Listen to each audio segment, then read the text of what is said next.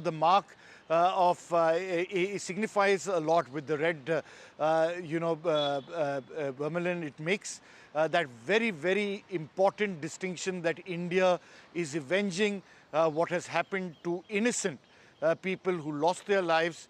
They had no relation to terror or to the incidents that had happened, and Pakistan-sponsored terrorism has and made them a victim.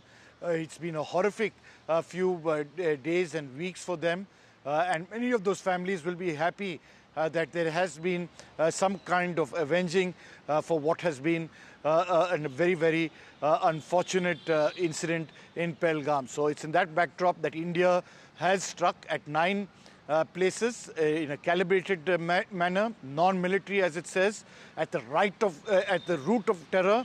People who have been responsible for Pak-sponsored terrorism on our borders, be it the Jaish-e-Mohammed, be it the Lashkar-e-Toiba. And we are told at 10 o'clock there will be the Ministry of External Affairs, there will be the Ministry of Defense, the Ministry, the Armed Forces, in the sense the Army Chief as well as the Indian Air Force will be present at the briefing. There will be a statement. We'll wait and see how things play out, but definitely these are very tense moments, because we'll now have to see what does our neighbor on the other side decide to do, whether they will respond or not. And those are, extremely important steps, and what is the response that we do in this backdrop. So it's a critical state of a thing, but at this, it's tense moments, but we'll wait and see, Maria. Absolutely, because where it goes from here, it all depends on Pakistan, because India has demonstrated its capacity. We have only hit the terror targets, nothing else, but there is a lot of significance in what and the areas which have been targeted. Let me go across to Vishnu Shom, our colleague, just to give you a sense of how important and significant are these strikes. All right, well, let's just bring you a map, give you a full idea of where it's taken place. What makes it particularly significant is that none of these were shallow strikes, which is what took place in 2016 during the surgical strikes. 2019 was somewhat deeper, but Bahawalpur doesn't lie west of Jammu and Kashmir. It lies west of Rajasthan and Punjab, approximately 150 kilometers from the international border. 150 kilometers from the international border means that the strike which took place over here in Bahawalpur is the deepest strike that has taken place by India on a target in Pakistan since the 1971 war. If we move further north, there have been strikes which have taken place along the line of control and the international border as well. These are some of the major areas. There have been others as well where strikes have taken place. In the Muridke area, there's been another major terror camp which has been targeted. That lies 30 kilometers, or lay 30 kilometers inside Pakistan. In the Sawai camp, again 30 kilometers inside Pakistan. Gulpur, another area which is struck. There have been other areas as well, but these are some of the main ones where India has gone in. The point being that from approximately 25 to 35 kilometers in the line of control and the international border area of Jammu and Kashmir to 150 kilometers opposite Rajasthan and Punjab, these strikes have gone in using long-range weaponry. As a result of this entire area, all across, going all the way north along the line of control and the international border, that has been active. It has been active as a result of very heavy shelling which has taken place from Pakistan. India has responded. We have inflicted significant casualties all across the line of control. This, of course, is the boundary as we claim it, the line of control a little bit inside, and that is where we have actually hit Pakistan very hard. Our sources confirming that there have been casualties on the Pakistani side as well. Let's move on now to the next page, give you a few more details of what exactly the situation is. So do we have any more graphics that we can bring up for our viewers?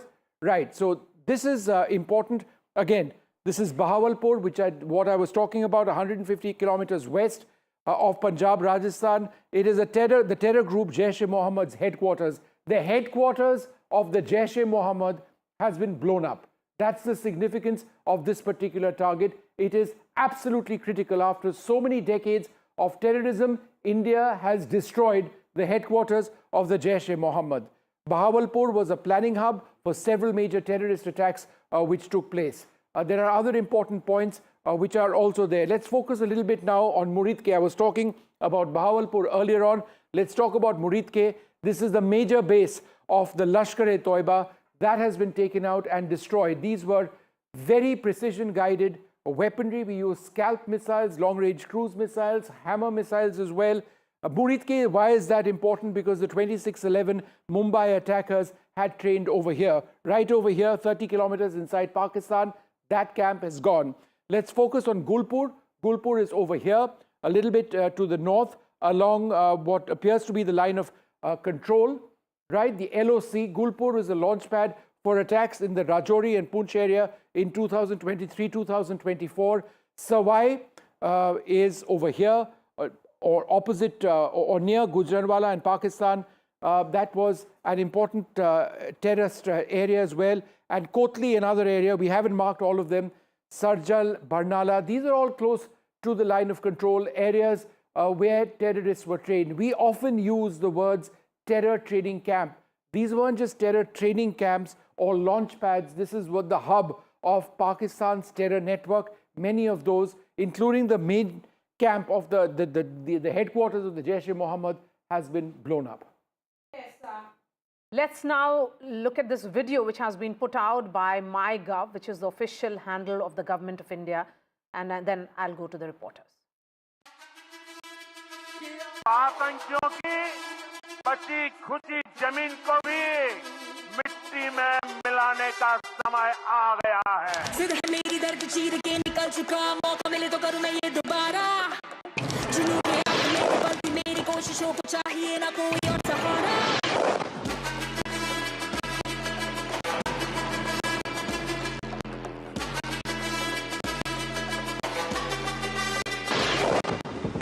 जिद है मेरी दर्द चीर के निकल चुका, मौका मिले तो करूं मैं ये दोबारा। जुनून की आग में उबलती मेरी कोशिशों को चाहिए ना कोई और सहारा। जगह जिते अत मिलन बधाइयां, जगह जिते मिलन बधाइयां। धन्यवाद करती हूँ, उनसे बहुत थैंक यू कहती हूँ कि उन्होंने मेरे पति की मौत का बदला लिया है।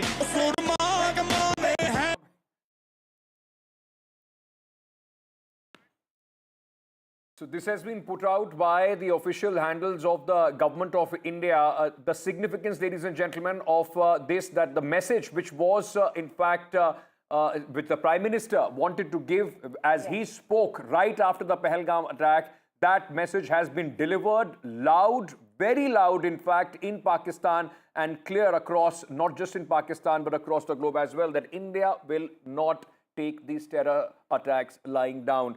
Now, remember, these are very, very significant action that has been taken place. Like Vishnu was also explaining just a moment back, inside Pakistani territory in mainland Pakistan, possibly for the first time since the 1971 war, that an operation of this nature has taken place in POK, Pakistan-occupied Kashmir as well. But right at the head where you see the big bad boys of terror, the Pakistan's main export to the world, where they sit in their headquarters, even the message has been sent that they are not safe even if they sit deep in Pakistani territory. Nazir, Masoodi, Aishwarya, my colleagues are with us. Nazir, very quickly coming to you at this moment, heightened sense of security in Srinagar. Now, of course, the city would have woken up to what has been happening. It has been an uneasy night with the kind of air activity that we have seen over Srinagar. What's happening at this moment in Srinagar? Well, when the schools around Srinagar airport have been closed, as we have reported earlier, schools in all the border districts across Jammu and Kashmir have been closed, which include Jammu, Kutwa, Samba, Poonch, Rajouri, Kupara, Baramulla, and Gurez as well. So it's a tense situation. There's multiple things which have been happening on the ground. Border areas have borne the brunt of Pakistani shelling, and even the marketplace like Tangdar have been ravaged by this heavy artillery shelling from Pakistan. 3 civilians have been killed, over a dozen have been injured. Condition of some of the injured is stated to be critical. It is very, very tense and difficult situation for the people living in the borders. Many have lost their homes and the business centers as well. In Pulwama, when fighter jet appears to have crashed during the night, and Air Force officials and the police is on the spot right now to clear the wreckage. So that's unclear what exactly has happened. But there have been several instances during the night. It was really night of confusion. There was massive air activity going on. But important thing this time is, unlike 2016 and 2019, when Pakistan was in denial mode, whether it was surgical strikes after Uri terror attack or it was the Blackout strikes after Pulwama suicide attack, both the times Pakistan was in a denial that nothing has happened, no damage has been caused. This time they are saying there have been 8 casualties, even as they claim all of them are civilian, mostly men and children. But the fact is, these places which have been targeted have been known as the terror headquarters, like the Jaish-e-Mohammed headquarters in Bahawalpur, Burdiki, this Lashkar-e-Taiba, or Markaz-e-Dawat Rashad, which was originally its name, and then the Hizbul Mujahideen headquarters in Muzaffarabad and Kotli. All these places have been targeted during the by India, and clearly this time BVR technology has been used, which is beyond visual range technology has been used. You need not necessarily go inside and hit them, like it happened when Abhinandan had to eject from his fighter jet, and then he was captured for some days there, and eventually Pakistan was forced to release him and he moved back to India. But this time BVR technology was used to hit all the terror targets in Pakistan. 9 sites have been this targeted, and it has caused substantial damage also to Pakistani military installations across the line of control, as India has hit back very, very severely with artillery guns. Yes, and the name of this entire operation, Operation Sindoor, cannot be missed either. It is that vermilion, that's what it stands for, Sindoor. It's symbolic of married women, worn by married women in India. And among those, remember on 22nd what played out? The men were separated from their spouses, their families, and they were shot dead. And among them was Lieutenant Vinay Narwal, a naval officer who was on honeymoon with his wife Himanshi Narwal. They had been married just 4 days ago. His wife has spoken out after this Operation Sindoor. Let's listen in. ये बहुत ही अच्छी बात है कि जो उन्होंने मोदी साहब ने बदला लिया है, और मैं उनके साथ हूँ, जनता उनके साथ है और हमारा सारा परिवार उनके साथ है। सेना के जवानों को मैसेज देना चाहेंगे आगे भी वो लड़ाई लड़ रहे हैं? मैं सेना के जवानों को यही मैसेज देना चाहती हूँ कि आगे बढ़ते रहो और ऐसे ही बदला लेते रहो कि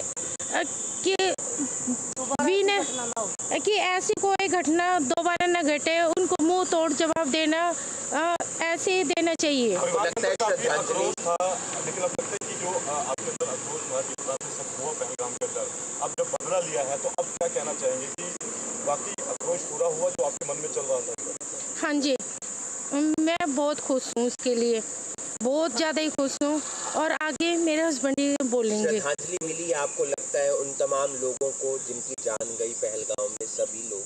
हाँ जी, उन सभी को श्रद्धांजलि मिली है कि भाई उनकी जान जायज रही है, वो जो शहीद हुए हैं उनको न्याय मिला है। ऑपरेशन हम सब इस पल की प्रतीक्षा कर रहे थे, और जो भी सरकार ने निर्णय लिया है वो योग्य लिया है। और हमारी बस यही इच्छा है कि अभी जो भी ये संगठन है या ये जो ग्रुप्स है जो आतंकवादी हमले कर रहे हैं, इनको पूरी तरीके से निकाल के मतलब ढूंढ के मार देना चाहिए और ख़त्म कर देना चाहिए। जे हे नाव दिले त्याच्यासाठी मी त्यांचे आभार मानेल, कारण त्यांच्या सगळ्या लेकींचं सिंदूर त्या दहशतवाद्यांनी मिटवून टाकलेलं, आणि आज त्यांनी तेच नाव दिलं। मला ते नाव वाचल्यानंतर अतिशय डोळ्यात पाणी आलं की त्यांना जाणीव आहे आमची।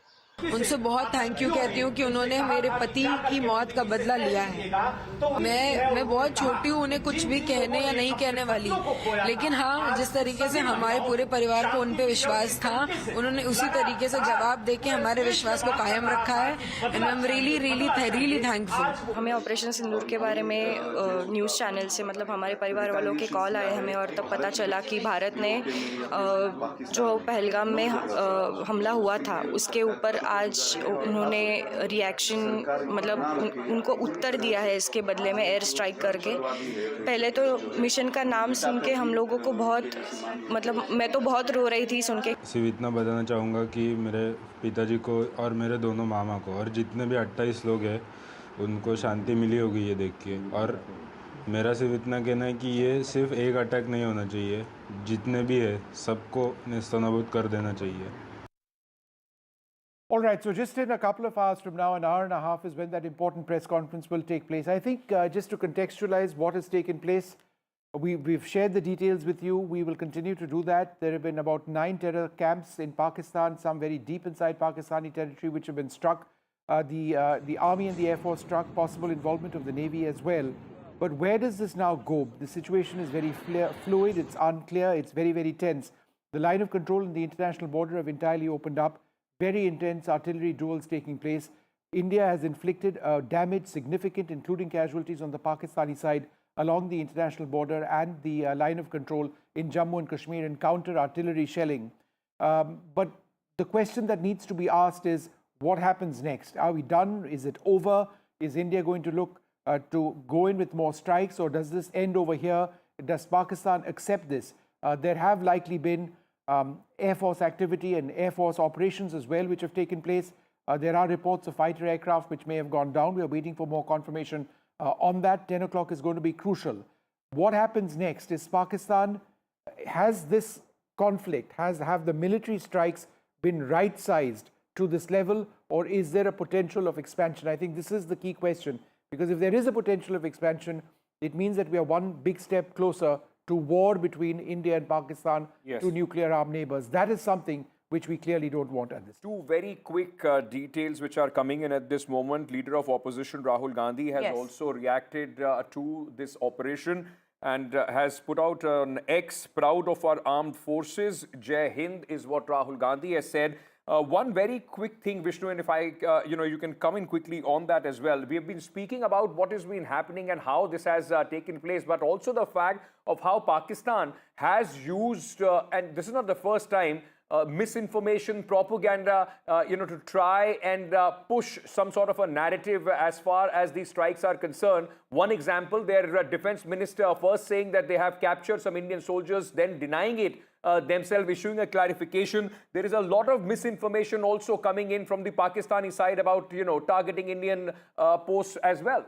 There's a huge amount of misinformation which has come out. And let me spell out what those are, because this is confirmed that this is misinformation. Number one, 15 locations hit inside India by missiles as a retaliatory strike by Pakistan. Fake news. Srinagar Air Force Base struck by the Pakistan Air Force. Fake news. A brigade headquarters of the Indian Army destroyed. Again, fake news.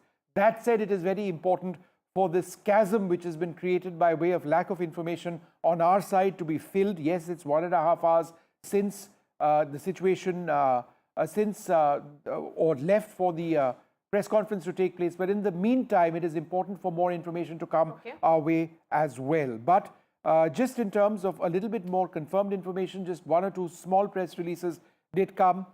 Pakistan resorted to arbitrary firing, including artillery shelling from posts across the line of control and the international border. 3 innocent civilians have lost their lives. In subsequent information, which was shared to us by defense sources, India has retaliated heavily to that. And my sense is that that may not have ended immediately. Okay, we have our reporters also joining us at this hour. Vasudha Venugopal is joining us from outside the Prime Minister's residence, which is 7 LKM. Ashwarya continues to report from Vijay Chowk, very close to South Block, where some meetings will be happening any moment now. Vasudha, coming to you. Prime Minister Narendra Modi has been monitoring the entire Operation Sindoor through the night. He continues to monitor even as we speak. 11 a.m. is when he will be chairing the CCS, the crucial meeting. But the message has been, and it has been happening since 22nd, when he was in Saudi Arabia. He flew down, cut short that trip in Saudi and came to India. And then the message came from him on 24th in Kishanganj, where he said that India will respond and it will be tracking, tracing and punishing them till the end of the earth. Absolutely, Maria. You know that when we've been talking to government sources in the last few days, they've been very clear that India is looking at being ruthless diplomatically but restrained militarily, and that's exactly what has happened. The Prime Minister has displayed a lot of political will in showing that he is capable of taking this message through. 14 days after that brutal attack in Pahalgam, these precision strikes have taken place, and all of these are either in Pakistan-occupied J&K, or they are in, of course, Punjab. Bahawalpur is a key epicenter, and that's one place where we have seen a lot of terrorists coming from 26/11 to even all the terror incidents that have taken place even in the past terrorists have come from there. So military bases have not been attacked, but it's the terrorist bases which have been attacked. And India has also said in its official statement that these strikes have been non-escalatory in nature. They've been restrained. There's been a lot of thought that has been put into it. And like you rightly said, the first CCS after this precision strike will take place today. The cabinet meeting is also expected to take place in a few hours from now, and we will get to know how India is monitoring this whole situation. Remember that Pakistan is also likely to retaliate. India is prepared for this. That's what our sources have been telling us, that India is prepared for more targets in case of a counter-attack from Pakistan. This is a counter-terrorism operation that's launched by India. It's a precision strike, so clearly very different from an all-out war. India doesn't clearly want to scale up this operation to an extent that it goes beyond its strategic intent. It wants to send out a message and wants to say that it has the political will to take care of its citizens. The mock drills or the civil defense exercises are about to begin in this country in a few hours from now. So clearly there are two operations happening here. One, of course, sending out the right kind of message to Pakistan, holding it accountable for the kind of cross-border terrorism, and also ensuring that our own citizens are safe in this country and prepared for whatever threats or attacks that's likely to come. Yes, we have Aishwarya Jain, who continues to be with us as well. Aishwarya, two messaging put out by two ministers. Defense Minister Rajnath Singh tweets at 2 a.m. and he says, Jai Hind. And the second message has come from Dr. S. Jaishankar, External Affairs Minister, just a few minutes ago, where he says that the world must show zero tolerance for terrorism. The messaging from India is that all those nations who have been briefed, because within hours of 22nd, when that dastardly attack, India did brief envoys of 30 nations. So they have constantly been kept in loop as far as what has happened on 22nd and what India did just a few hours ago.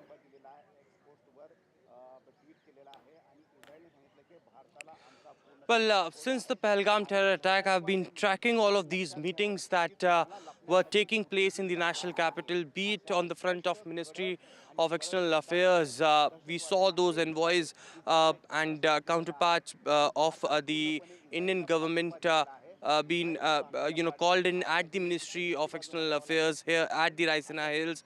They were briefed about the situation by the senior officials of the MEA. On the other side, it was the Ministry of Home Affairs who were doing their own job as far as implementation of the guidelines that were given, the directions that were issued after the CCPA that was chaired by Prime Minister Narendra Modi. There were diplomatic actions and the ministries were up and they were doing their work. But Ministry of Defense, that was one ministry who was constantly, briefing the Prime Minister. Remember that important meeting that Prime Minister chaired along with Defense Minister Rajnath Singh, NSA, Ajit Doval, alongside with the CDS and 3 service chiefs, in which the message from Prime Minister came out that he believes in full professional capabilities of Indian Armed Forces and he have given free hand to Indian Armed Forces. They can choose their time, place and action, and that's what happened after 14 days. Let me quickly show you these visuals from the Ministry of Defense South Block over here as far as the developments are concerned, because since morning we've been told that the senior officials are here at the Ministry of Defense and they are closely monitoring the situation, what's happening at the international border or along with the line of control. There was a briefing that was given to Defense Minister Rajnath Singh. All the three service chiefs had briefed Defense Minister Rajnath Singh, and it was, of course, Prime Minister Narendra Modi who was, monitoring very closely the entire situation throughout the night, and the message came from the Prime Minister's office that it is a successful Operation Sindoor. All 9 targets were successfully achieved by our Indian armed forces. A clear-cut message. But as we are speaking about the smaller meetings, all were in alignment to the bigger action as it unfolded. The government of India had ticked every box, be it on the political front, on the government front, or be it on the diplomatic front. The government was engaged with all the political parties, and therefore the reason perhaps now what we are witnessing is series of statements from all the opposition parties backing our forces, backing the government, and stating that they are fully supporting the government in an action that they have taken against the perpetrators of terrorism. In 1.5 hours from now is when the press conference will be held, and that's where Sunil Prabhu is, inside the National Media Center, where the army will be briefing the press as to what really happened. Details of Operation Sindoor will be coming out. Sunil, my question is, because this was a tri-service operation, are we expecting just one press conference, or will others, what will be the nature of this, in terms of composition? Are you expecting an army representation also from the Air Force and the Indian Navy? Well, you're very right, a very important question. And I'll just show you those visuals, of the seating 1, 2, 3, 4, 5, 6, 7. And, you can see the army personnel have already come here to, put the names of the boards of the people who are going to be taking part in this briefing. They will be led by a Major General, a Brigadier. There will be a Colonel also. And as you rightly pointed out, there will be somebody from the Indian Air Force who will be present. We are also told the MEA spokesperson will be there to be part of this entire, so that India speaks in one voice to the world and sends a very correct message about what exactly is happening, Maria. And, these are statements which will be extremely carefully watched. Because it's an important step, and the strikes that have taken place are in retaliation to what happened in Pahalgam, where we lost so many lives, innocent lives, who had no, were not involved in any military or any other, operation. They were innocent civilians enjoying themselves with their family when terrorists struck, and the terrorists came from across the border. We've also got General Satish Dua who joins us. General Dua, let me come to you first. The larger message which India has sent, perhaps the deepest strikes inside Pakistan since the 1971 war, not just 1 or 2 strikes, but approximately 9. What is the bigger message here? I think, Vishnu, the bigger message here is, let me begin from the beginning, that when we had a surgical strike after Uri in 2016, it was shallow raids at the terror launch pads and training camps across the LOC. When Pulwama happened, it was a precision airstrike deep inside Pakistan. But this time round, since they have raised the ante and they have actually killed civilian tourists with a very different aim. Now, that being said, this time the Prime Minister, the Defense Minister, the country announced that we are going to do something like this. We have already taken the other measures. We'll not discuss about Indus Water Treaty, about diplomatic measures, economic measures, etc. So with this strike, early hours of this morning, we have struck at 9 locations.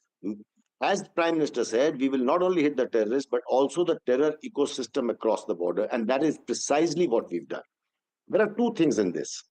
Before I come to the message, I think striking at the headquarters of LET, the Jaish-e-Mohammed, this is the kind of strike at the ecosystem. And for the first time, it is not only deep inside Pakistan, 4 locations in Punjab have been struck. Now, Punjab everyone knows is the heartland of Pakistan. And this time round, Murid Ke is 30 kilometers from Lahore. So these are the kind of, this message that goes across now is very Sir, I'm clear. sorry I'm interrupting you here. Just give us a moment because my colleague Radhika is in Mumbai at this moment and she's joined by one of the victims of the Pahalgam terror attacks. Their family is with Radhika. This is a significant moment, Radhika, for the people, those who lost their loved ones in that dastardly terror attack. Absolutely. This was a significant moment as far as families of the victims are concerned. 64-year-old Dilip Desle lost his life when he was on a holiday with his wife and he was shot dead in front of his wife. This is what happened. He was from Panvel and I am with his relatives, Dilip Desle's relative Prajakta as well as Sanjay.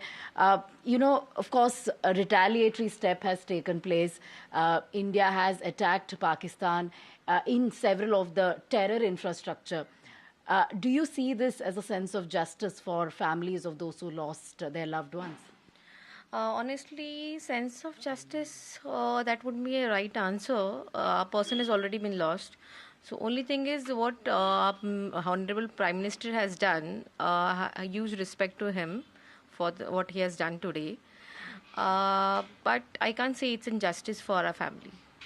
All right. What do you want to say, sir? Is there some sort of closure for a family member? I have a strong belief in my government, and I am very happy and proud.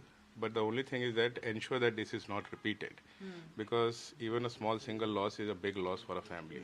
And it is not the one person who is get affected, it is a hell lot of people get affected.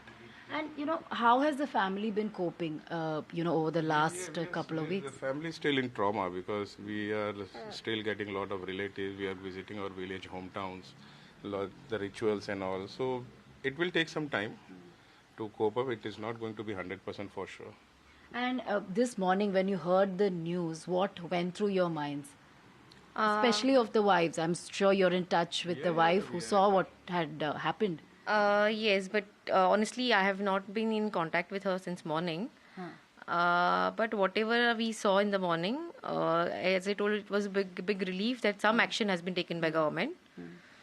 But as I told you that whatever is lost, we are not going to get it back. Absolutely. And how has the family coping, sir, over the last 2 weeks? Because, you know, It will take time. It will take time. We can't expect her to cope up because it is a huge loss, and I don't think it is going to be 10-15 days.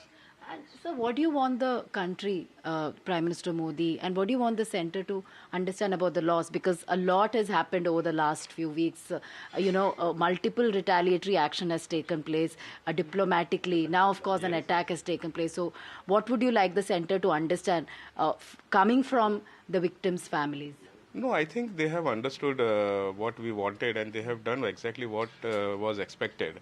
And this action is definitely going to what I can say, give them the response that, okay, this country is into retaliatory mode. And apart from that, the other steps that has been taken, which is going to affect them in a big way. So all in all, I think that why the Pakistan is existing here. Is it just for the terrorism or is it something for else? So that is what I believe. Any other message that you'd like to give? Somebody who suffered this loss? Somebody has suffered, but the only thing is that it should not be repeated again. It should not absolutely zero tolerance on this. And Jammu Kashmir is our own country and we should not have a fear to reach out to go over there. So right now the situation is not like that. We are having a fear to go there. So I want that to be changed. And I think Dilip Desle went there for the first time after his retirement, right? After our recommendation only. We only had discussion and we thought that let's go to that place. It is now safe, it is sound, and we can go. So he had been, I think Vaishno Devi we had been. So we thought that let's go step ahead. So, and we paid the price for that. Right, I'm really sorry about that. There you heard family members of Dilip Desle, how they had planned the trip for 64-year-old Dilip soon after his retirement. It was the first visit, you know, as far as Dilip is concerned, was his first visit to Kashmir, but that didn't turn out well at all.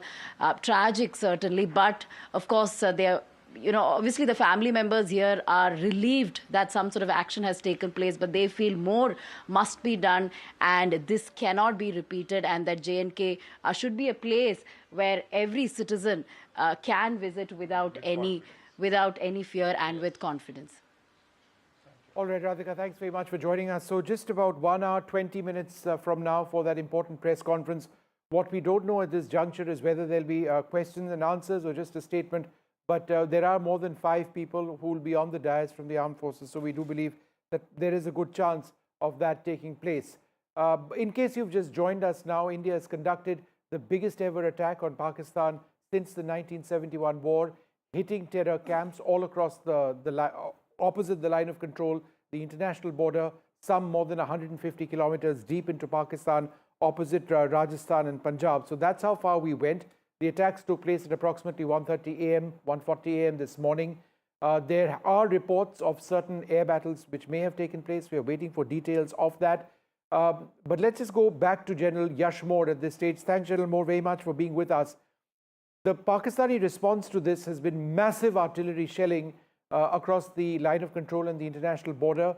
And this is something we need to talk about as much, that you've got 155mm guns which have opened up on both sides. Our sources telling us that India has inflicted very serious damage on that side. So the LOC is live now. What does that mean? Yeah, Vishnu, firstly, we must compliment the government of India and the armed forces, the calm, cool, and collected manner in which we have hit Pakistan. I think this is absolutely different. It was shock and awe in the best way possible. We have never seen this. Earlier strikes were shallow. Earlier strikes were different. We used to mobilize in Oprakram. We stayed there, came back. But this time, I think it was, more better calculated, better synergy between the forces and, of course, the nation at large. So compliments to the forces to have done this. Now, coming to the strike proper and what is going to happen on the LC. See, the philosophy of proactive stance is very clear. We have hit them hard. This was the first phase of the escalatory ladder, if you can say. Now we must hit them harder and continue hitting harder as we go up the chain of the escalatory ladder. Because at each stage we must be more proactive. We must be more aggressive.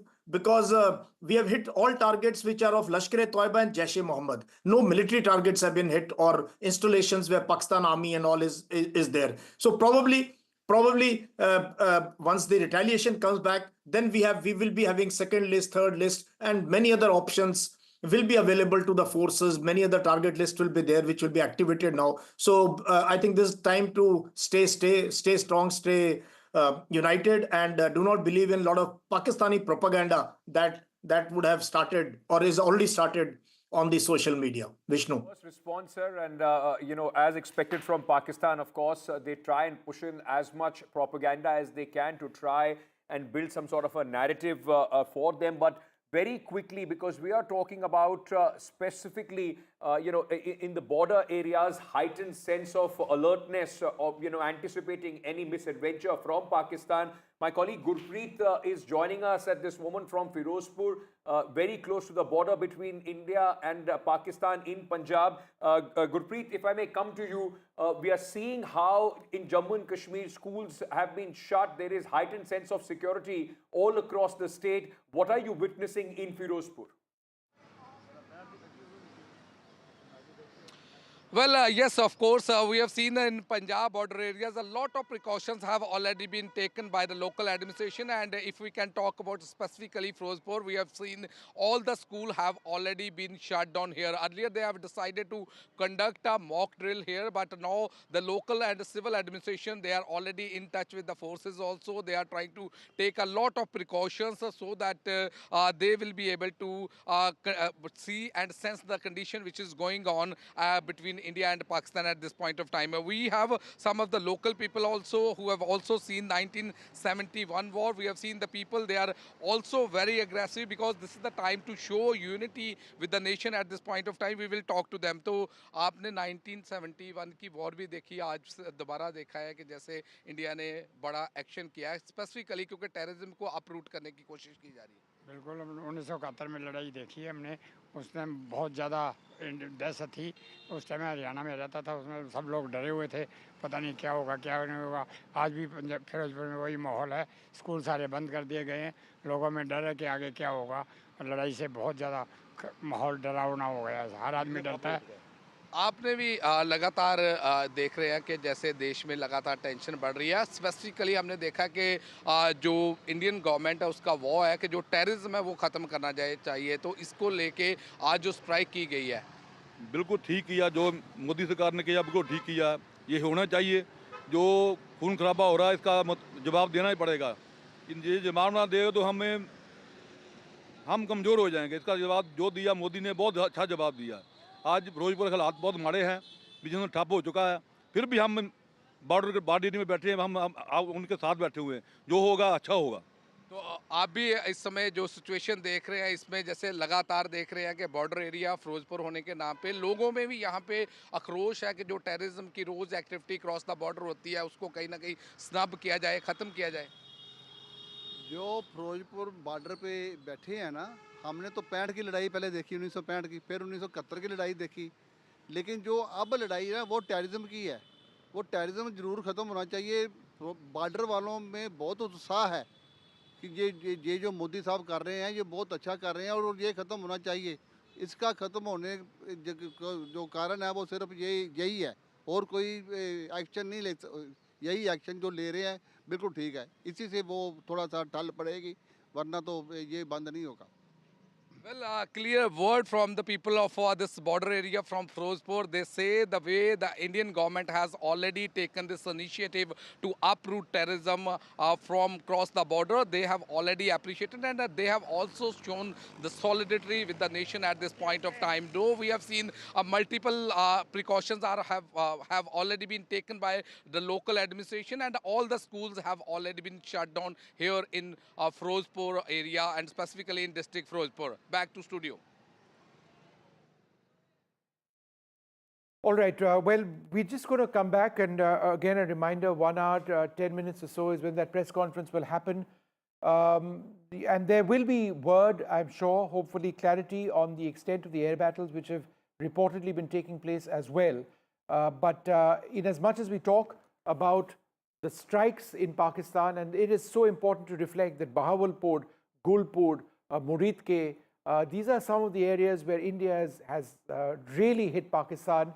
The Hizbul Mujahideen camp near Sialkot has been blown up. The Jaish-e-Mohammed's headquarters in Bahawalpur has been destroyed. Our government and our forces would have known that if you hit Pakistan, they will retaliate. There has been retaliation. India has retaliated to that as well. And by that I mean artillery shelling across the line of control in the international border. The details on an air battle having taken place, that's still sketchy at this stage. There is unconfirmed information coming in. We are waiting for that clarity. But until such time as that press conference happens, and we've been asking for several hours now, that clarity has so far not emerged. But these are tense times. There are casualties on both sides. In fact, the government of India has confirmed that at least 3 civilians have been killed on our side.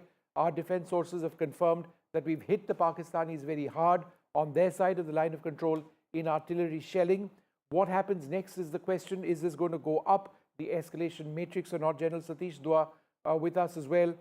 General Dua, do you believe that there is a real possibility of this becoming more or going up the escalation matrix? We will talk to them. So, all right. We don't have General Dua, but General Moore, would you like to take? Yes. Would you like to take that question, General Moore? Yeah, see, knowing Pakistan and Pakistan military, this is the time for them to they look for this anti-India. That is the only glue that sticks Pakistan army with the people of Pakistan. So I'm sure they would be retaliating probably on targets close to the LC.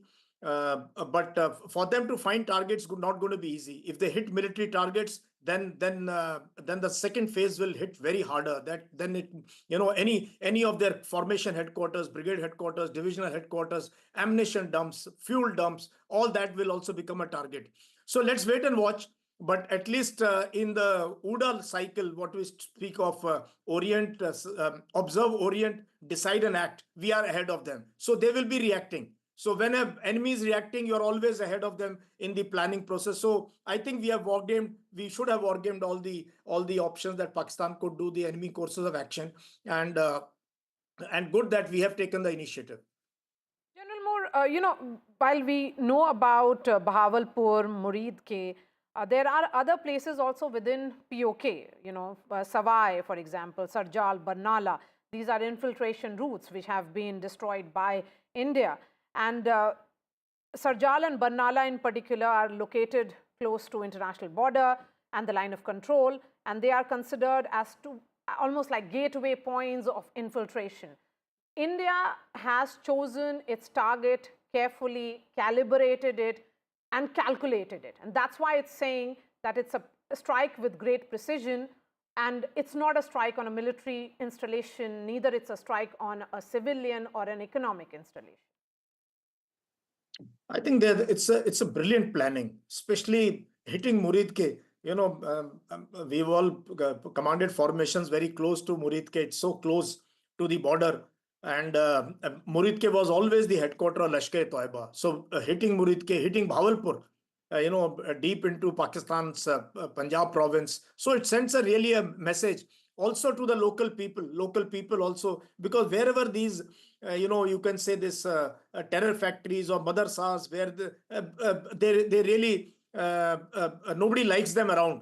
So I think sooner or later, if these are really destroyed and they don't come up, then it's the best thing possible. In the targets that we have hit in POK are exactly the routes where the Pakistan army gets these people together, trains them for some days, and then depending on the time and this thing, they launch them across the LC into in any parts of Jammu and Kashmir. So I think very well calibrated targets, very well hit.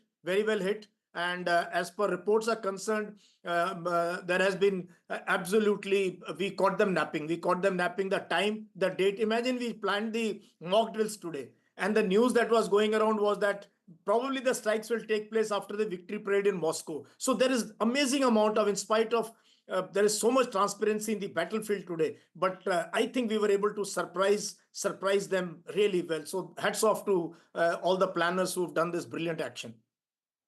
While, in the dead of the night, Pakistan woke up with these strikes from India, the message and the bang of these strikes is now being heard all across the world. There are countries, those who are reacting to what India has done. Most countries, and I must underline this, have supported India's retaliation as India's right after the Pahalgam terror attack. Let me go across to our colleague Arjun, who's joining us at this moment from the news pit, to give us a sense of how the world has reacted to Operation Sindoor. Arjun, that's absolutely right, Ankit. You put things into perspective very clearly and properly. The latest, in fact, statement coming in from the Israeli envoy to India, Reuven Azar, and I'm quoting him here, where he mentions Israel supports India's right for self-defense. Terrorists should know there's no place to hide from the heinous crimes against the innocent. For our viewers joining us right now, in fact, I'll repeat the Israeli envoy's statement where he says Israel supports India's right to self-defense. Terrorists should know there's no place to hide, in fact, from their heinous crimes against the innocent. We've got one more recent statement being released, and this is being released by Japan's Chief Cabinet Secretary, where he says, in regard to the terrorist attack that occurred in Kashmir on the 22nd of April, our country firmly condemns such acts of terrorism. Now, these were two of the latest statements which have in fact come out right now. Meanwhile, the United Nations, America, all other countries are also very carefully following the developments. Not only all of these statements in fact come at the back of Pakistan being slammed at the UNSC, at the emergency closed-door meeting it had in fact called, prior to which our External Affairs Minister had spoken to all the non-permanent members, and also Prime Minister Modi, with his unparalleled outreach to other world leaders, had already briefed them. Back to you, Ankit. on the significance of the fact that India was constantly keeping its allies informed. Soon after the terror strike, which happened on our soil on 22nd, there was a briefing which was held in the Ministry of External Affairs of 30 envoys. Thereafter, we had seen India carry out its diplomatic offensive, and now the military offensive, and National Security Advisor making that call. But before that, there are some sound bites which have come in. Arjun, just stay with us. Let's listen in to all the reactions coming in. No, it's a shame. We just heard about it just as we were walking in the doors of the Oval. Just heard about it. I guess people knew something was going to happen based on a little bit of the past. They've been fighting for a long time. You know, they've been fighting for many, many decades and centuries, actually, if you really think about it. No, I just hope it ends very quickly. Okay, Arjun, a word on that the need and the diplomatic finesse displayed by India through and through, that it kept its allies informed. Well, all these latest statements coming in actually underline the prowess of not only the Indian military, but also the External Affairs Ministry, and in fact, Prime Minister Modi, as you mentioned, Maria, we've been seeing repeated outreaches to international leaders and foreign ambassadors, as you mentioned. Right after the attack, the External Affairs Minister, in fact, convened a meeting and briefed all of these ambassadors, which is really important. This was in the build-up to what happened at the UNSC, where Pakistan was in fact cornered and questioned on its ties with terrorist outfits, including the Lashkar-e-Toiba, among others. And this was, of course, followed by Operation Sindoor, the strikes, and the international community again coming to India's fold and slamming Pakistan-sponsored terrorism. All right, Arjun, thank you so much. And the viewers who are joining us at 9 a.m., the headlines that we are tracking this hour: India has avenged the terror strike which happened on our soil on 22nd of April. India's resounding response to Pahalgam. India strikes back at Pakistan. Operation Sindoor is carried out. 9 targets struck, 4 inside Pakistan, 5 in POK. Sources say that Pakistan Army has suffered casualties.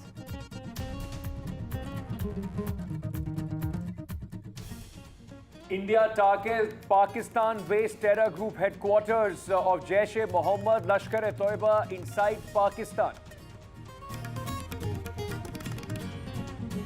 It's high alert on border areas, alert at all air bases in Haryana and in Punjab. A cornered Pakistan resorts to arbitrary fighting. 3 people have been killed in Pakistan. Firing, artillery firing across the line of control. India has responded extensively.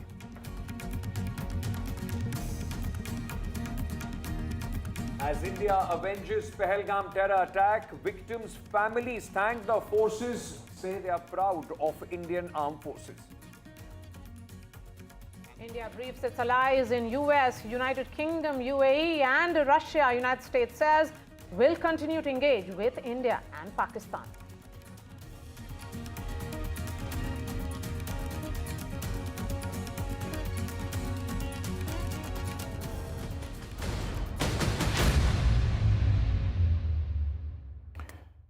Good morning and welcome. In case you're just tuning in, this has been a remarkable several hours now. Shortly after 1:40 a.m., Pakistan hit out as a result of the terror attack in Pahalgam. India has retaliated. We have blown up several Pakistani terror camps all across on the Pakistani side of the line of control in the international border. Some strikes going up to 150 kilometers deep on west of the Rajasthan-Punjab front.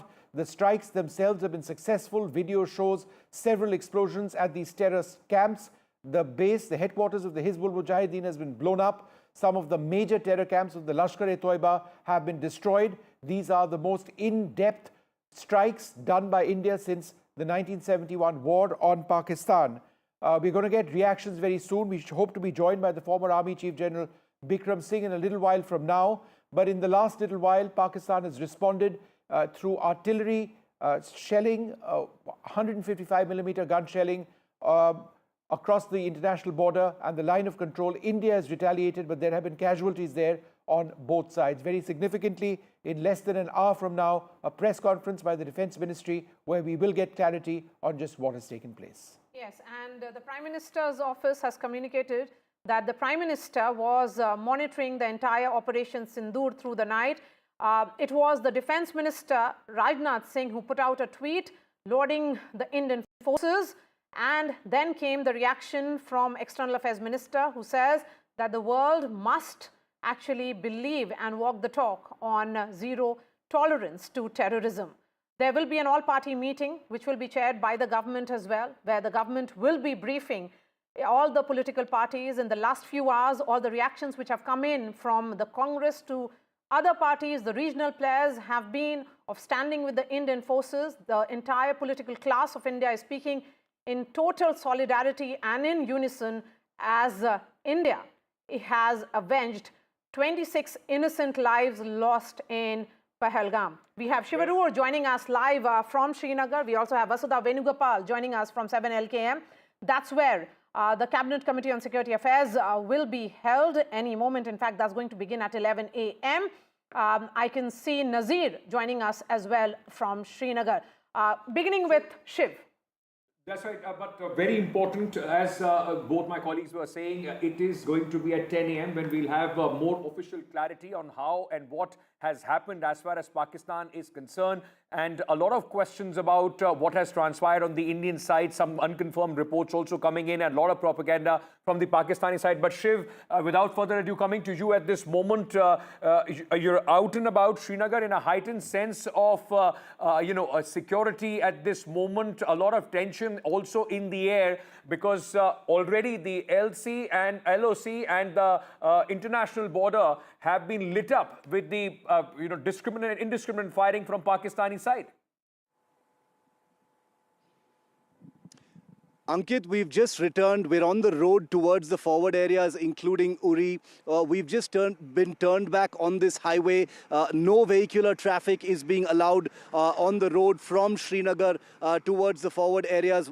After this particular broadcast, we're going to try and make it back towards those forward areas, because this is still an evolving situation. We've worn our protective gear in order to make it clear that we are from the press, because there's a huge amount of traffic congestion in that area, especially in Shiri, in the Baramulla sector where we've been reporting from. Remember, Uri, Baramulla, Kupwara are completely lit up as far as the line of control is concerned. Nobody is being allowed access to the extreme forward areas where the actual artillery fire is taking place. Extensive damage is being reported on the Indian side, the civilian side of both Kupwara and Uri, but a huge amount of damage to military infrastructure, including Pakistan Army posts, is being reported on the Pakistan side of the LC of both Kupwara, Uri, as well as south of the Pir Panjal in the Rajouri Poonch sector. Remember, the other aspect of this entire unfolding story from Operation Sindoor is what's happening in the air.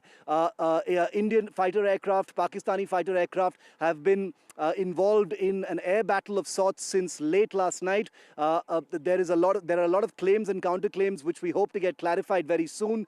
There appear to be some military losses as far as fighter aircraft are concerned on the Indian side as well as the Pakistan side. Lots of misinformation by way of old videos, old images from news clippings being put out by the Pakistan media and the Pakistan ISPR at this point of time in order to make it look like they're dominating the narrative. But a lot of myth busting is taking place already on social media. But there is a huge information vacuum right now.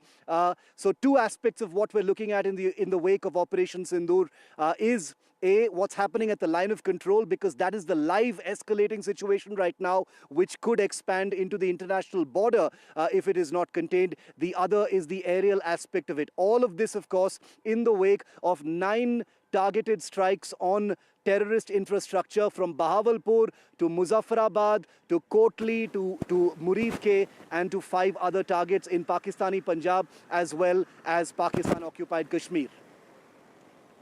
In fact, in 45 minutes from now is when the press conference will be addressed at the National Media Center, and that's where Sunil Prabhu is. Sunil, what can you tell us? I can see you right inside the National Media Center. That's right, Maria. And in fact, just I want to show you the army officials. There's going to be a PowerPoint presentation, so the entire world and everybody can watch that. The armed forces are already here. The army, Indian Army personnel. There will be also from the Indian Air Force, and we'll wait and see who else is part of these deliberations. But this is clearly a sign the entire tri-services, the Navy, the Air Force, as well as the Army and the Chief of Defence Staff's colors are here. Their flags have been put there specifically for this presentation, which is going to be done by a Major General rank in a short while from now, as you said, at 10 o'clock. And hopefully that PowerPoint presentation will be able to answer what exactly happened and what are the steps that India is taking. There will also be a statement from the Ministry of Civil Aviation because there are a lot of concerns for people like you and me who are civilians, who are worried about flights that they have booked. There have been no time for certain areas, and it's in that directive which is, civilian friendly and press friendly in terms of people's information. That also is expected to be given out at this press conference. So definitely a multi-pronged response with not only the Army, the Air Force.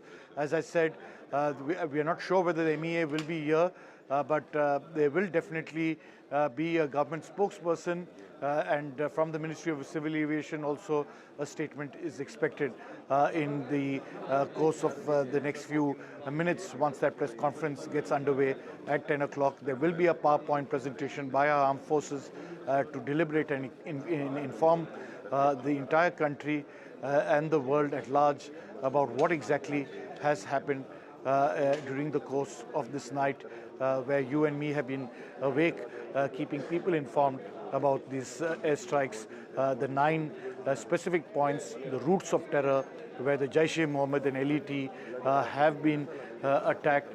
These are places which have been emanating terror for a very, very long time, and the real, touching point was when 26 innocent civilians were killed joining us in from Pahalgam. Srinagar.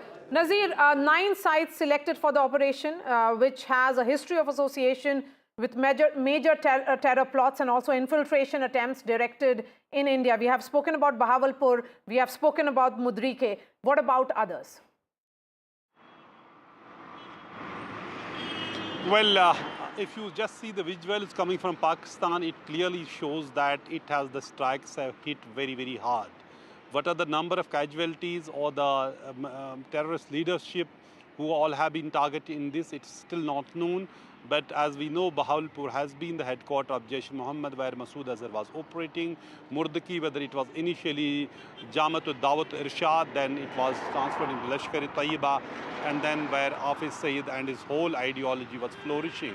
Then we know in Muzaffarabad, then we know totally 5 sites in POK, which have been targeted, which according to army have been the terror sites, whether these are launch pads or whether they are terror training camps or which are the ideological basis of those groups. Pakistan has admitted 8 casualties. However, they are saying they are all civilians, most of them children and women. Having said that, this is first time they are admitting casualties. They are admitting it has hit them very hard, unlike 2016 or 2019, when they were in a denial mode despite the fact there was a surgical strike and there was also Blackout strikes as well, air strikes as well. But this time India has hit very deep and very hard, deep inside Pakistan in Bahawalpur. But here also there has been apparently some losses of air forces.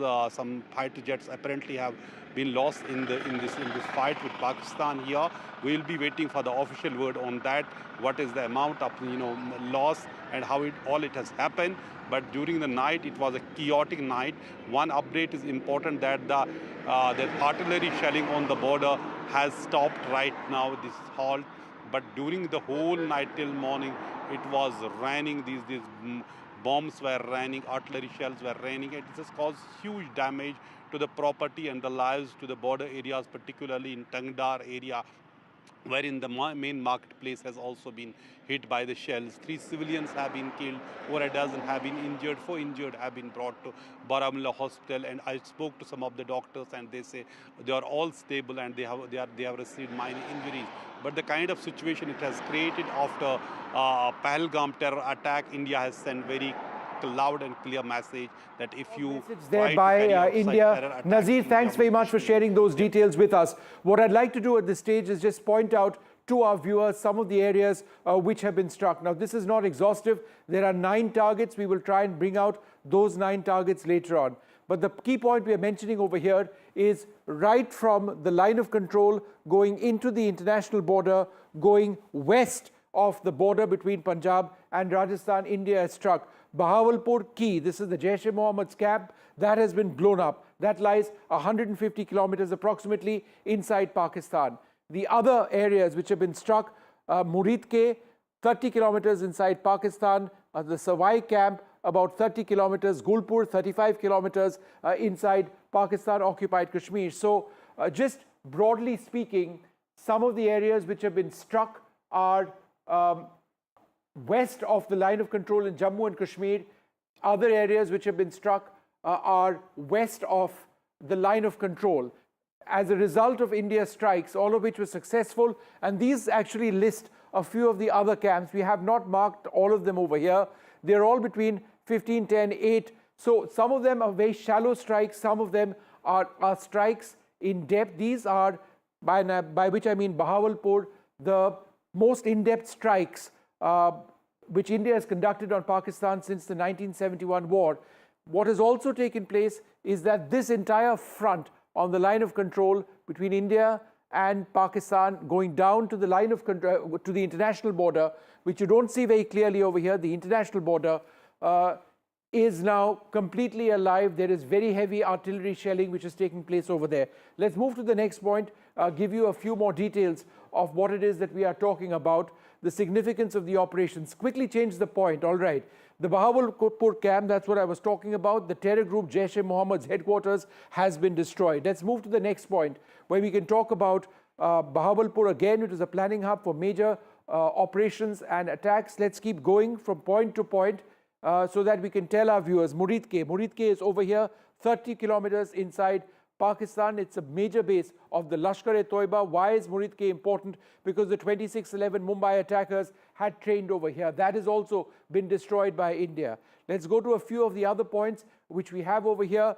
Gulpur, that's about 35 kilometers inside Pakistan-occupied Kashmir. It's a launch pad for attacks which took place in Rajouri earlier on. Sawai, this is a camp over here, 30 kilometers inside the line of control. This has been struck. It's a Lashkar-e-Toiba camp linked to Sonmarg, Gulmarg and the Pahalgam attack. So wherever terrorists struck India, India has struck back. Some of these were hit using loitering drones. Others were used using cruise missiles. Kotli is another area which was struck. This was a bomber training hub, 50 plus terrorists. We don't have that on the map right now. We'll try and bring that for you in a little while from now. So several areas have been struck by India, including Sarjal and Barnala. These are all close to the line of control and the international border. That's what we have at this juncture in terms of the strikes that India has carried out very successfully. All right, Vishnu, thank you so much for all those details that you have shared with our viewers. So the significance of all these 9 hotspots, the terror backbone of Pakistan has been struck by India. Yes. Vasudha is joining us from outside 7LKM. And like the action in the night was with these strikes inside Pakistan, though of course India are cautious at this moment, but the action now will shift to the nerve center of the political activity, Prime Minister's office, and of course the press conference which is going to take place in less than an hour. In just about 45 minutes from now, Vasudha, Prime Minister, as we believe, was right from the beginning, not only was involved in this entire operation, in planning this entire operation, and also was monitoring it. His house becomes very, very important, a series of meetings that are going to be very important now. Absolutely, Ankit. 15 days after the brutal attack in Pahalgam, in which we lost 26 innocent lives, India has finally made use of the kinetic options that were on the table. And these are precision strikes. And like Vishnu was also explaining, these are mainly terror bases. 4 of them are of Jaish-e-Mohammed, and this is one terror organization that has been instrumental in creating a lot of terror attacks in Pakistan from Pulwama to 26/11. 3 of them belong to Lashkar-e-Taiba. In fact, the Resistance Front, which is a wing, in fact, it is the LAT that has been morphed into Resistance Front in the last few years. That camp has been hit in Bahawalpur, and of course Hizbul Mujahideen as well. Today, all the action shifts to the Prime Minister's office in just a bit from now, when a CCS meeting will take place. And the cabinet meeting is also expected to take place in just a bit, because remember, while we talk about the precision strikes and what's happening in Pakistan, there's a domestic narrative, there's a domestic situation that also needs to be managed, because Pakistan is going to retaliate. India is prepared for that militarily, and also domestically it has to make that kind of arrangements, like Sunil was saying, from flights to transport to logistics to preparing the country for any threat that can come from a hostile neighbor and an angry neighbor, an aggressive neighbor like Pakistan. India needs to be prepared. So what I'm told is that in the CCS meeting, the Prime Minister is going to be explained, is going to be told as to what really are the options right now, what needs to be, what are the areas that need care right now, and what really happened last time. Remember, he was in the PMO, he was monitoring Operation Sindoor. In fact, sources have also told me that this name has come from him because Operation Sindoor also denotes something very emotional to the Indian community, to the Hindu community, and also remember that most of the victims in this attack were men, married men. So clearly there's a very angry Prime Minister sending out a message that he has the political will to see this through. Absolutely. The political will displayed by Prime Minister, undoubtedly, and something which he had said when he addressed the nation through that rally in Bihar, where he had said clearly that India will identify, trace and punish every terrorist and their backers, the backers who were sitting in Bahawalpur, the backers who were sitting in Muridke, and 7 other target points which have been targeted by India. I can see Gurpreet joining us. Gurpreet, go ahead, speak to people, give us a sense of what the sentiments are on ground.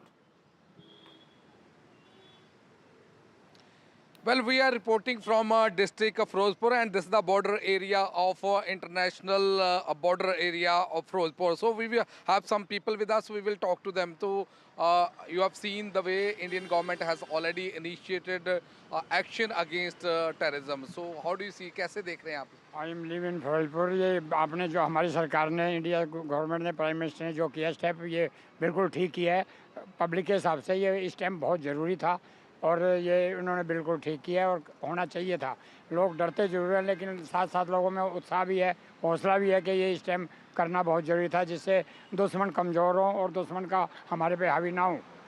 आपने border area में रहते हैं, पहले भी Wars देखी हैं, लेकिन अभी भी देख रहे हैं. सुबह का हम यहाँ से रिपोर्ट कर रहे हैं. लगातार लोगों में उत्साह भी है. लोगों का ये भी कहना है कि इस वक्त जो स्टेप लिया गया है अगेंस्ट टेररिज्म, वो नीड ऑफ द आवर था, वो लेना चाहिए था. बिल्कुल बहुत ज़रूरी था. जो उन्होंने हमारे साथ इंडिया अपने पहलगाम में जो हरकत की है, उसका जवाब, मुँह तोड़ जवाब देना बहुत ज़रूरी था और ये बिल्कुल सही स्टेप है. लोगों में इस चीज़ की बहुत खुशी है और मैंने 1965 की लड़ाई भी देखी है, 1971 की भी लड़ाई देखी है. उसके हिसाब से इस टाइम ये अपने पास ताकत बहुत है. इस टाइम उनको सबक सिखाना बहुत ज़रूरी था, हो गया था इस time.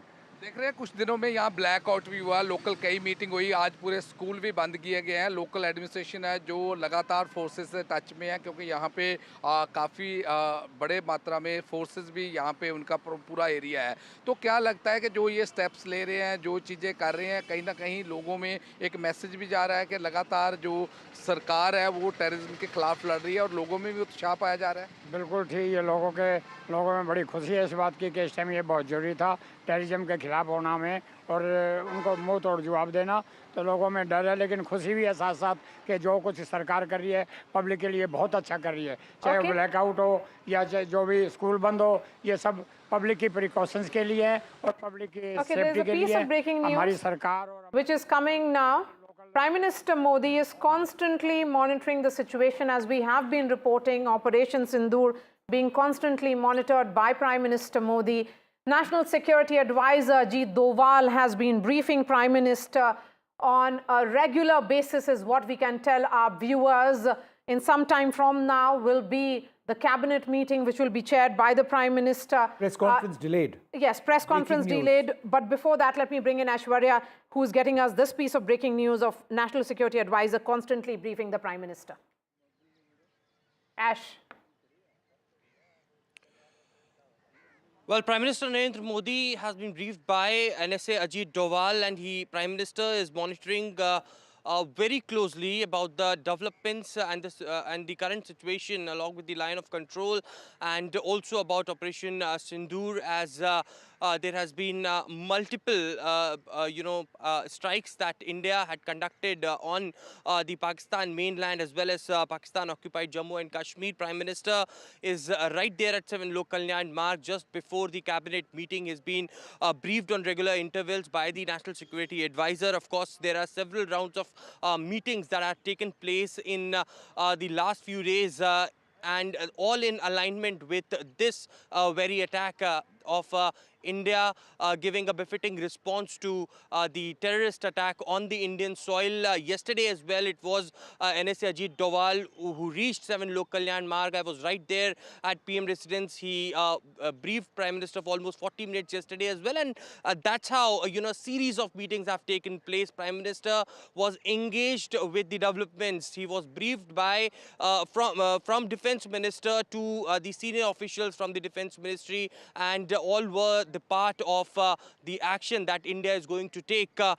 Just the information that is pouring in is as well that Prime Minister is still at 7 Lok Kalyan Marg. He has been briefed by NSA Ajit Doval just before the CCS that he will be chairing, and also soon after that there would be a full-fledged cabinet briefing. Of course, the all-important briefing by joint press conference by the Ministry of External Affairs and Ministry of Defence had been postponed by 30 minutes. So now it will start at 10:30 because of the developments that are taking place along with the line of control.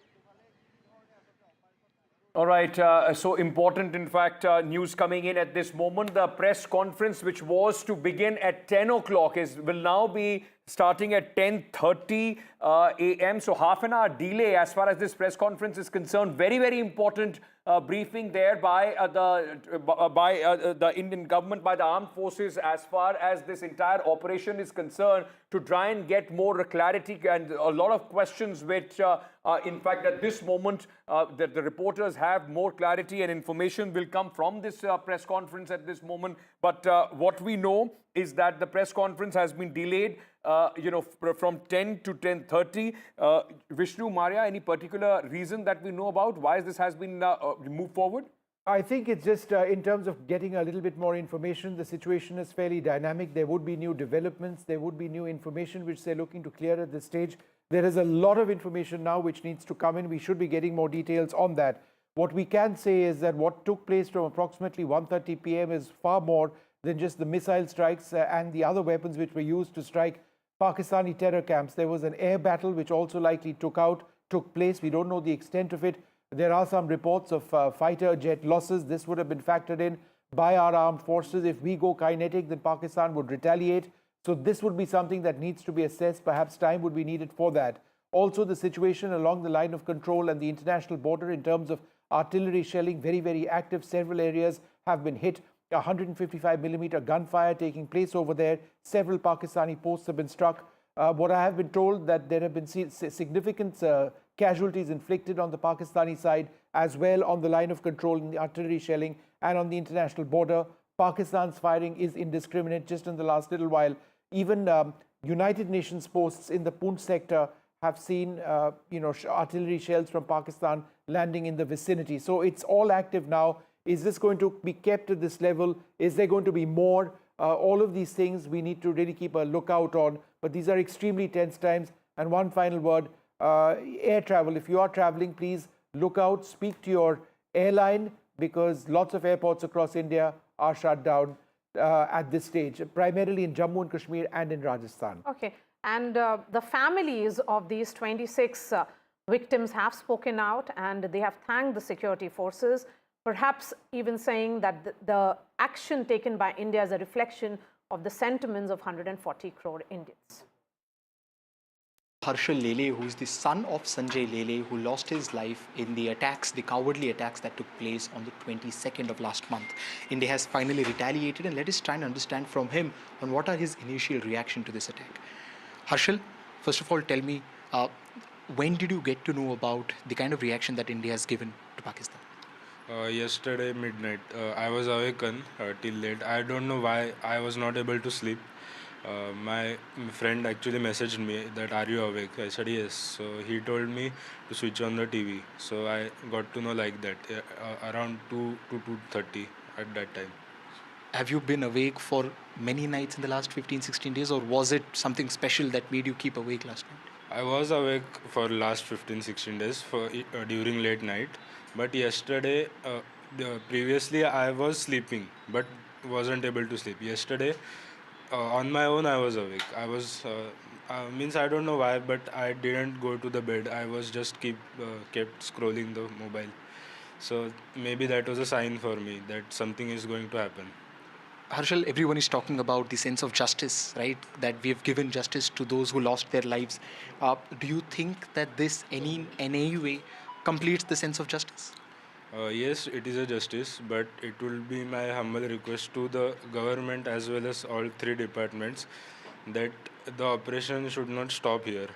This operation should continue to the point that there should not be a single terrorist left in the POK or even in Pakistan. In the last 15 days, a lot of people were talking about what is the way in which India is going to retaliate. Is it going to be satisfactory, not satisfactory? Personally, you are the one who have lost the most as compared to any other countryman. Has the the product been worth the wait for last 15 days? Yes, it's worth. I was knowing that something is going to happen because all the meetings were continuously going on. We even stopped the river water. So I knew something was going to happen. But I would say that this should not be the end. This should be the beginning of the operation. Okay, thank you so much. I have with me the family of Bharat Bhushan. He was shot dead by the terrorists in Pahalgam, even as he said that he has a young 3-year-old child and requested to spare his life, but there was no mercy shown. Today, as these retaliatory attacks have happened, so I have with me the father of Bharat Bhushan. So do you feel that this is some sort of, how is the family feeling? I don't want to really put words in your mouth. Family is in a difficult state. Every day they are suffering like anything. Yeah. And small kid, and he is also suffering much because the incident happened just in front of him and his mother. So they are in severe pain. So when this attack has been carried out by the Indian Army, does it bring you some sort of satisfaction? Definitely. We are very happy to know all these incidents. And Army and Air Force, they have done very good work. And they are controlling the terrorists as well as they are attacking terrorist camps in Pakistan. And they are putting missiles so that everything will be demolished then and there itself. And even terrorists are killed there itself. Absolutely. And while many of them have in the past said that, including the families of several of the victims, that they are not looking for any sort of vengeance. They're looking for safety measures. They're looking to ensure that the government in the future ensures that such an incident does not occur. But right now, with such an attack that's being carried out, Operation Sindoor being carried out, somewhere for the family, is it relief that if those terrorists who are a part of Pahalgam or any other people who could carry out such an attack, them being eliminated, does that bring you some level of satisfaction? I don't know if I should say, it's a satisfaction, it's a relief, because Bharat is not going to be back. So there is a void, which he's left for us. Second is, I want to state that, we are with the government and their decisions. I'm very sure, this is a very well thought through decision after a complete study of, what has happened in Pahalgam and what is expected to happen in the future. They would have thought through all these things, and then they would have made a step, or they've taken the step of attacking these terror outfits. So I wouldn't want to call it saying, it gives us a bit of satisfaction, it's a good revenge. I don't know. I don't want to call it, I don't want to give any term to this, but we are with the government and we fully support their decisions. and whatever they have to do, they will do. We know that. So we'll just wait and watch. How's the family doing at this point in time, sir? It's been, of course, a hard couple of weeks, I'm sure. How is the wife doing? How is the kid doing? I mean, hats off to her and her courage. She lost the most important person of her life in front of her, and still, she had the courage to hold the kid, bring him down safe from Baisaran to Pahalgam. I don't think many could do that. She's going through a lot of pain. She's in a lot of pain at the moment. She's struggling. My family is struggling. All of us are struggling. We only realize when I look at the photograph of Bharat with the garland is when I realize saying he's not there. I mean, initial week was more the shock. Now it's the pain which all of us are going through at this point in time. ये बहुत ही अच्छी बात है कि जो उन्होंने मोदी साहब ने बदला लिया है और मैं उनके साथ हूँ, जनता उनके साथ है और हमारा सारा परिवार उनके साथ है। मैं सेना के जवानों को यही मैसेज देना चाहती हूँ कि आगे बढ़ते रहो और ऐसे ही बदला लेते रहो कि ऐसी कोई घटना दोबारा न घटे, उनको मुंह तोड़ जवाब देना ऐसे ही देना चाहिए। हम सब इस पल की प्रतीक्षा कर रहे थे और जो भी सरकार ने निर्णय लिया है वो योग्य लिया है और हमारी बस यही इच्छा है कि अभी जो भी ये संगठन है या ये जो ग्रुप्स है जो आतंकवादी हमले कर रहे हैं इनको पूरी तरीके से निकाल के मतलब ढूंढ के मार देना चाहिए और ख़त्म कर देना चाहिए। उनसे बहुत थैंक यू कहती हूँ कि उन्होंने मेरे पति की मौत का बदला लिया है। मैं बहुत छोटी हूँ, उन्हें कुछ भी कहने या नहीं कहने वाली, लेकिन हाँ, जिस तरीके से हमारे पूरे परिवार को उन पे विश्वास था, उन्होंने उसी तरीके से जवाब दे के हमारे विश्वास को कायम रखा है and I am really thankful. हमें ऑपरेशन सिंदूर के बारे में न्यूज़ चैनल से मतलब हमारे परिवार वालों के कॉल आए हमें और तब पता चला कि भारत ने जो पहलगाम में हमला हुआ था उसके ऊपर आज उन्होंने रिएक्शन मतलब उनको उत्तर दिया है इसके बदले में एयर स्ट्राइक करके। पहले तो मिशन का नाम सुन के हम लोगों को बहुत मतलब मैं तो बहुत रो रही थी सुन के। All right. So that press conference has been postponed by half an hour. So it's still less than 1 hour from now. 10:30 is when we'll get clarity on what exactly took place. Now, there are two aspects of this. There's a lot of news coming in. The first part of this is that India has very successfully struck terror camps in Pakistan. Hizbul Mujahideen terror camp, for example, near Sialkot has been taken out. Bahawalpur, the headquarters of the Jaish-e-Mohammed, has been taken out. There have been 9 such areas.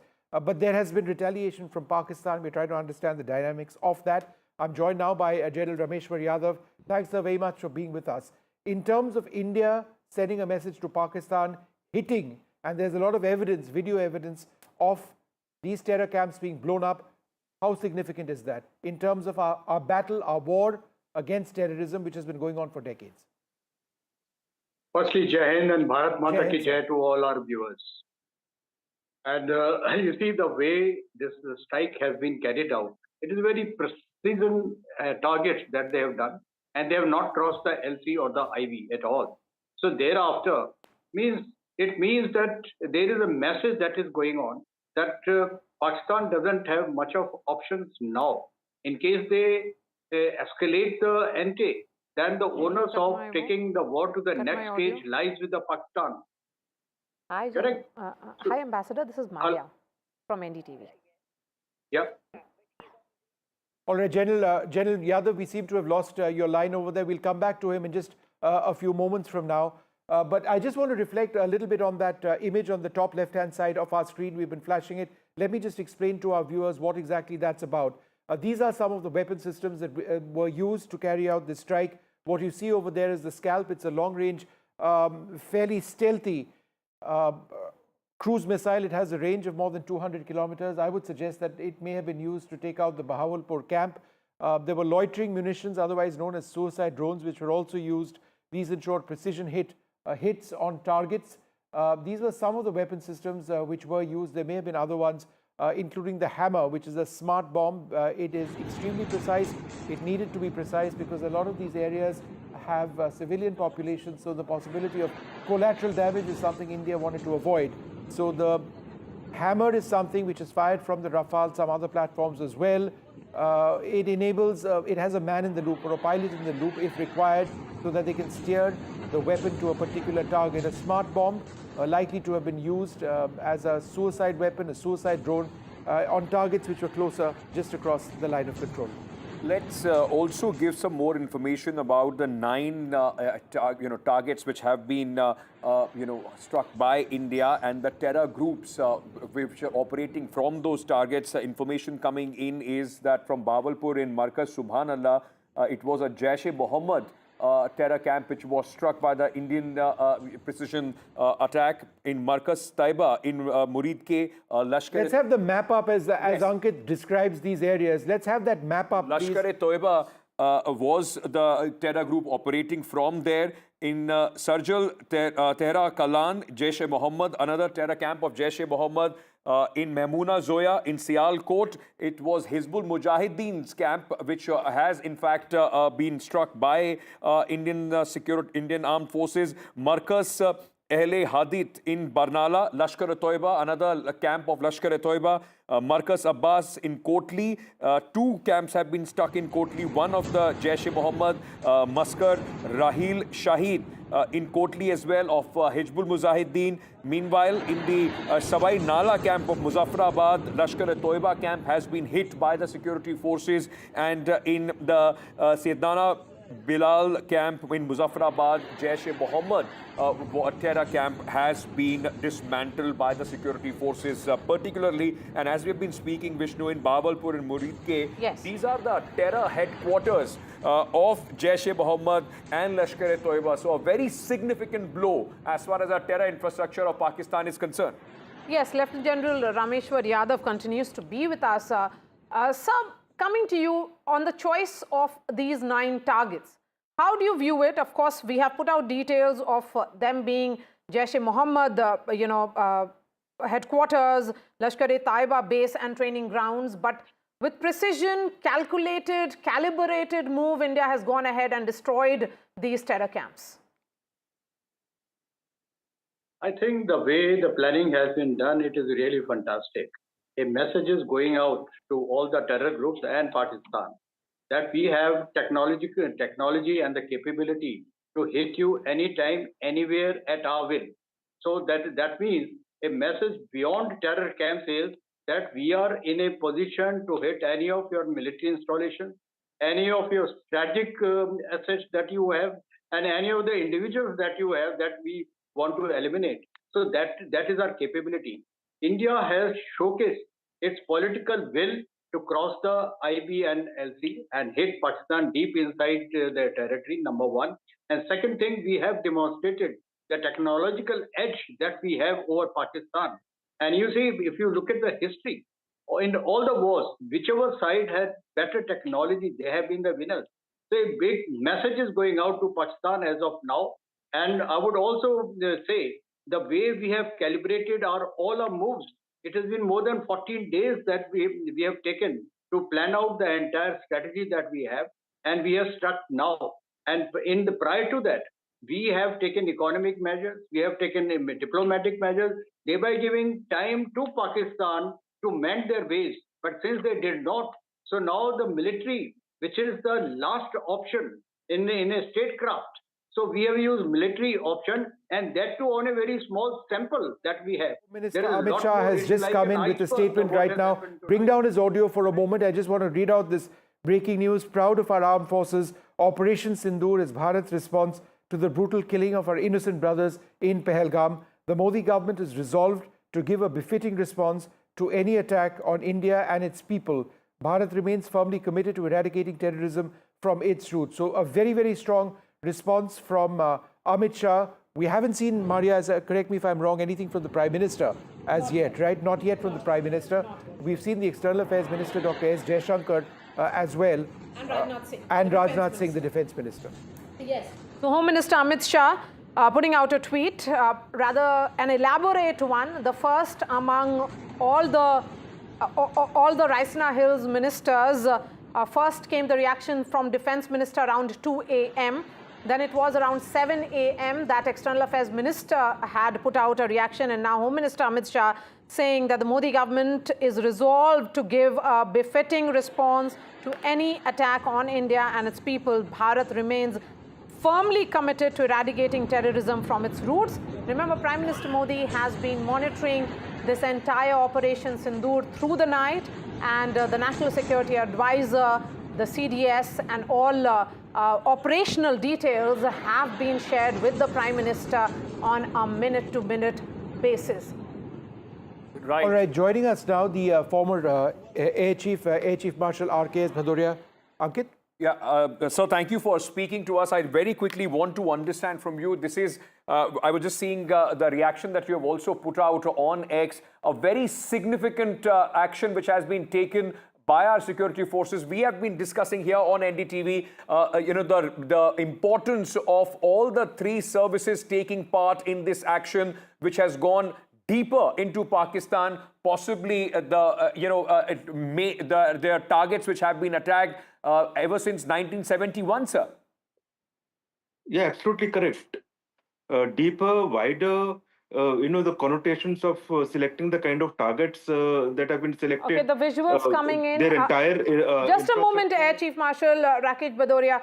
These are the visuals coming in of Rajnath Singh now leaving his residence. Where is he headed? We'll know about it in just a bit. Remember, Rajnath Singh was the first minister to put out details. In fact, he had just said just 3 words, Jai Hind was his word, when he put out that tweet at 2 a.m. He also spoke to all the service chiefs That's right. about this operation. So the Raksha Mantri at this moment, Vishnu, heading out. So now the big movement as far as the top political leadership is concerned is in fact now we are seeing on the streets of the national capital. Yes, that's right. So they're all headed back to their not their residence. I would suggest they've been monitoring this throughout the night.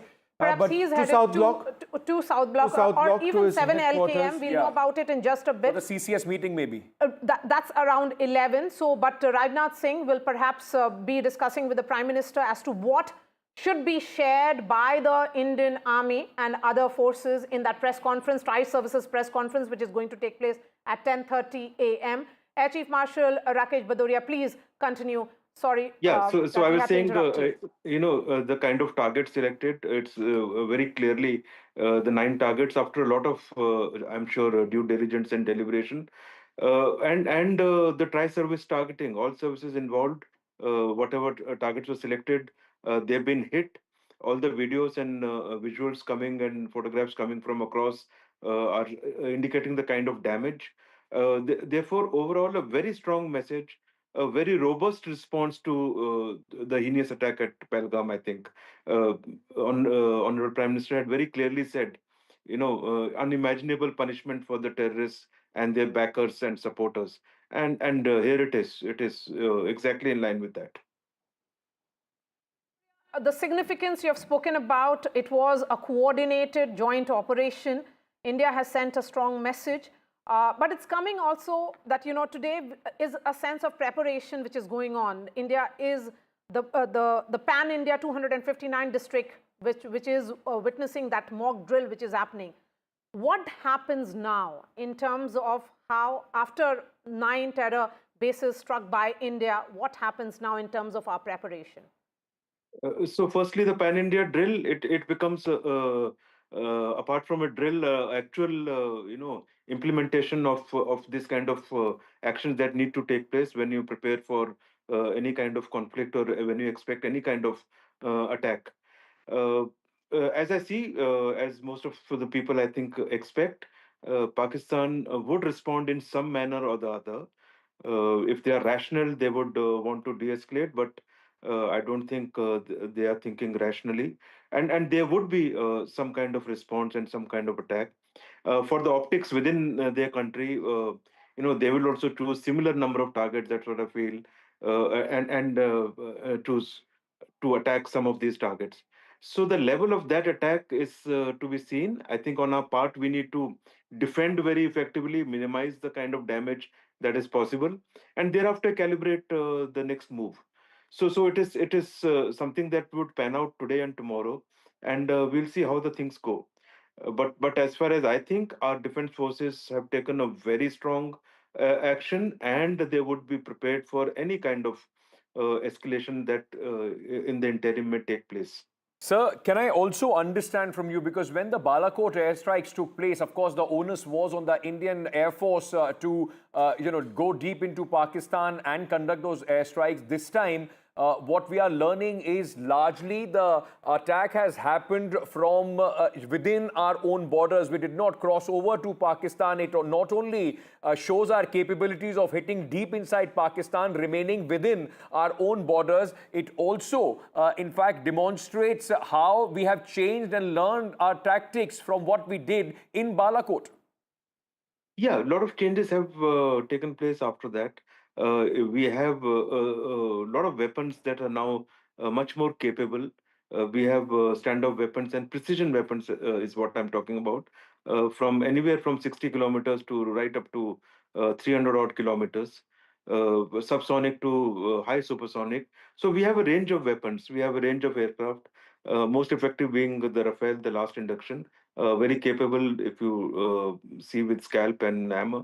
So overall, what I can see from targets, I don't have the information from Air Force to clarify upfront, but what I can see from the kind of visuals coming is a combination of weapons used and some strong high caliber precision weapons, but all are precision strikes, and you would find the chances of collateral damage has been contained to the absolute minimum, and there is no military target. So our intent has been a very strong, robust response, but yet no military target and no civilian casualties, effective measures to minimize casualties. And I think that should be very clear to Pakistan and to the world. Sir, in terms of what should we be expecting, the reason why I'm asking that is because in the last few hours, there has been shelling which has happened along the LOC and also at the international border. When you say escalation that Indian forces are prepared for, what can happen? So shelling would certainly continue, and I'm sure that is being adequately responded to. Uh, in terms of other concrete actions, I think it's my view that Pakistan would take, because of the kind of statements that Pakistan Army Chief has made in the recent past, and some of their ministers, and for the optics within, they would certainly take some action, and that is what we need to be prepared for, and that's what we need to counteract effectively. Uh, After that, depending on the nature of damage that is done, you see, we have terrorist targets across. They don't have terrorist targets. They will end up hitting some kind of military targets. There is no other target here. And when they hit some military targets, if they were to achieve some damage, it will have obviously an escalatory effect. Air Marshal, And let we me cannot ask keep... you, Air Marshal Vishnu here, just a quick word. Whenever India plans a military operation of this sort, it is in a sense war. We factor in casualties on our sides as well. I mean, I think it's important for our viewers to understand that this doesn't come without us also potentially being hit. So therefore, it is important for us to realize that when we go kinetic, they respond. There are casualties often on both sides. Nothing is seamless, nothing is perfect, nothing is like the movies. Is that correct? Absolutely, absolutely. In fact, in the initial kinetic action itself, casualties are to be expected. That is the nature of task, and especially if your mission is more complex, and especially if the adversary is expecting it and fully deployed. You see, Pakistani defense forces have been deployed. They know what the terrorists had done and the kind of